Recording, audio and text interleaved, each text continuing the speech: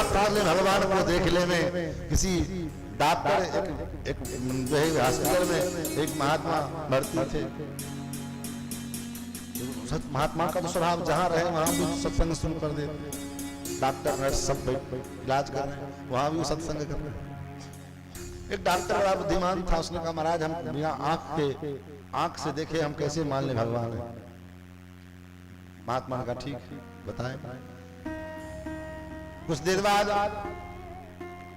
Doctor आया injection लेकर के महात्मा का ब्लड लेने के लिए। बोले क्यों लोगे ब्लड टेस्ट करेंगे, जांच करेंगे। बोले क्या जांच करोगे? बोले इसमें अमुक कीटाणु है कि नहीं।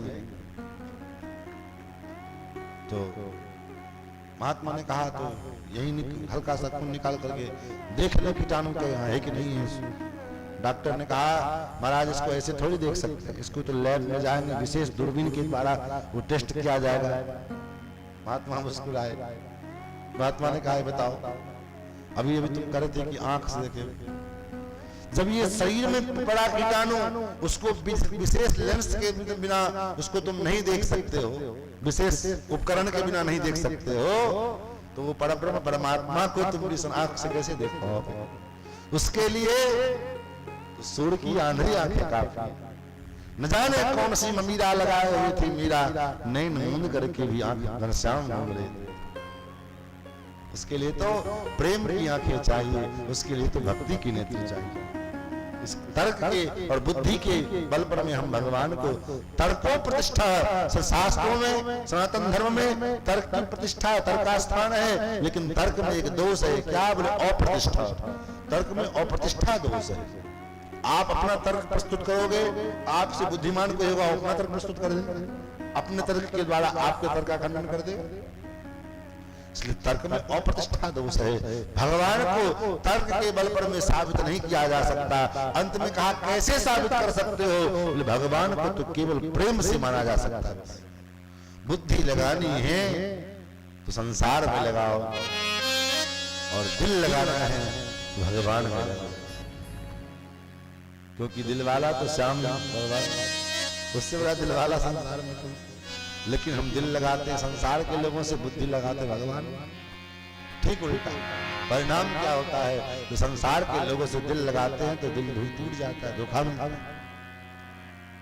बुद्धि भगवान में लगाते हैं तो बुद्धि वहां खराब हो जाती है, न इधर के रहे न उधर के रहे।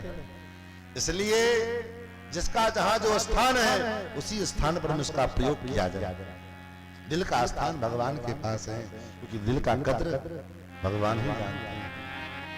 और बुद्धि को स्वीकार लगाना है तो संसार में लगाओ, बुद्धि पढ़ाई लिखाई में लगाओ, बुद्धि व्यापार में लगाओ, बुद्धि नौकर चाकरी में, नौकरी चाकरी में लगाओ, ठीक है।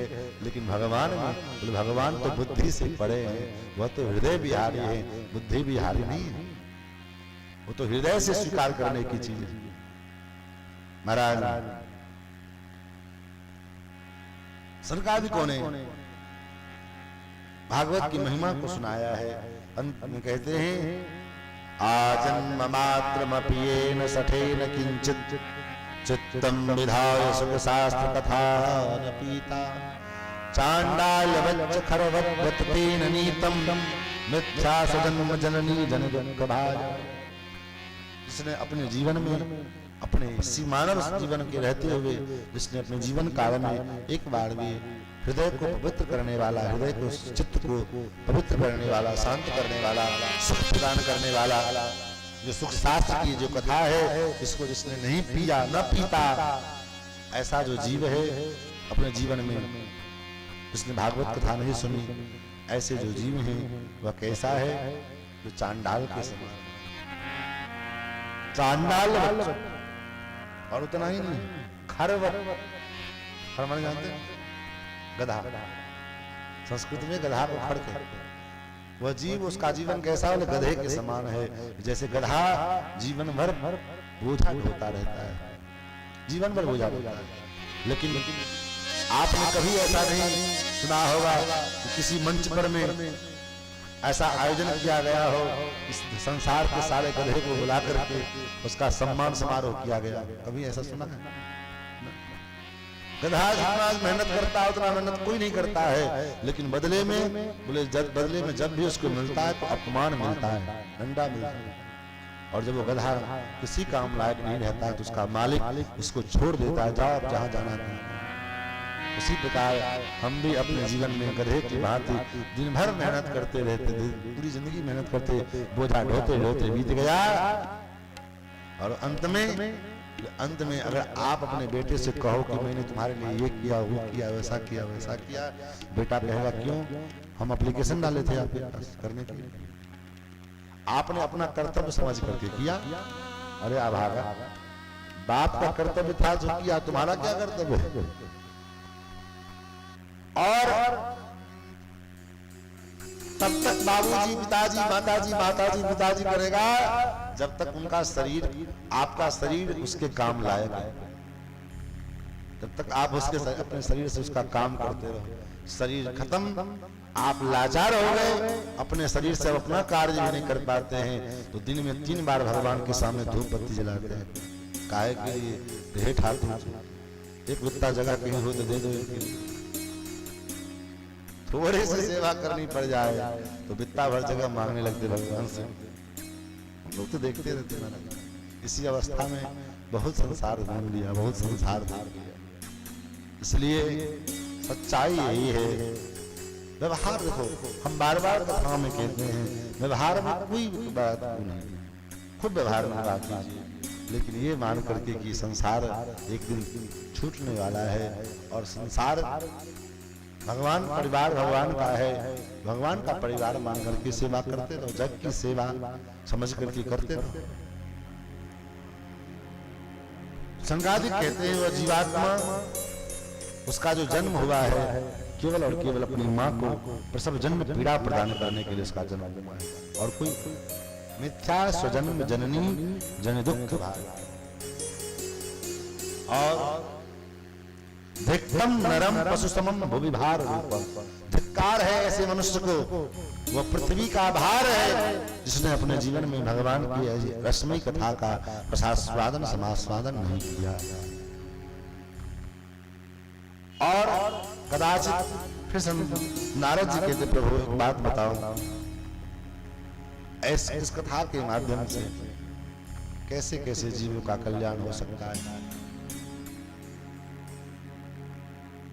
तो संकादिक कहते हैं कि जो मानव ये मानवा पाप कृतस्तु सर्वदा, जिसने जीवन में केवल और केवल पाप ही पाप किए, सदा दुराचार रता, सदा दुराचार में रत रहने वाला, विमार्गदा कुमारगामी, क्रोधाग्नि दग्धा, क्रोध की अग्नि में जलता रहता है, कुटिला कुटिल है, कामी है, ऐसे मनुष्य भी, ऐसे जीवात्मा भी सप्ताह यज्ञेन कलौ भुनन्ति ते, इस कलयुग में इस सप्ताह यज्ञ के द्वारा उसका भी उद्धार हो सकता है।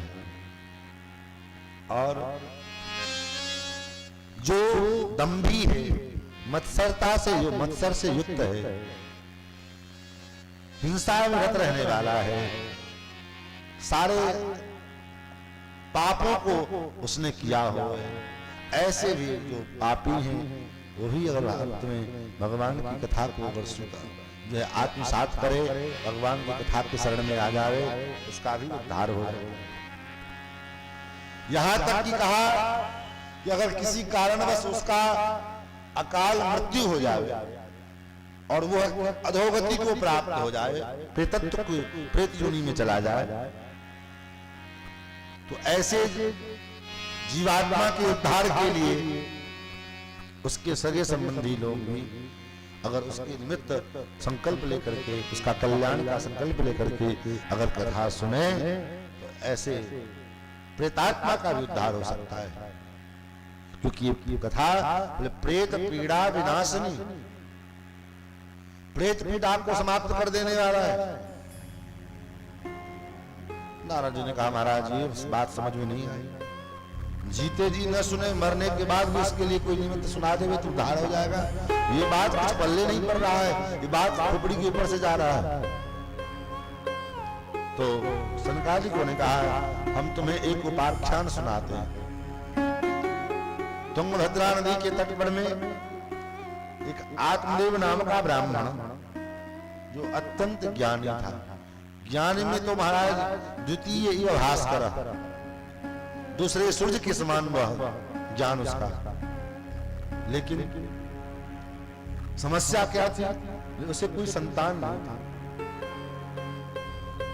वह अपने हाथों से जिस वृक्ष को लगावे वह वृक्ष भी बन जाओगा,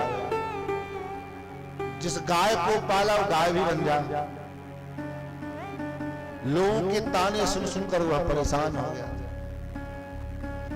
एक दिन ऐसे जिंदगी से अच्छा तो मर जाना बेहतर है, ऐसा सोच करके वह आत्महत्या करने के लिए चला।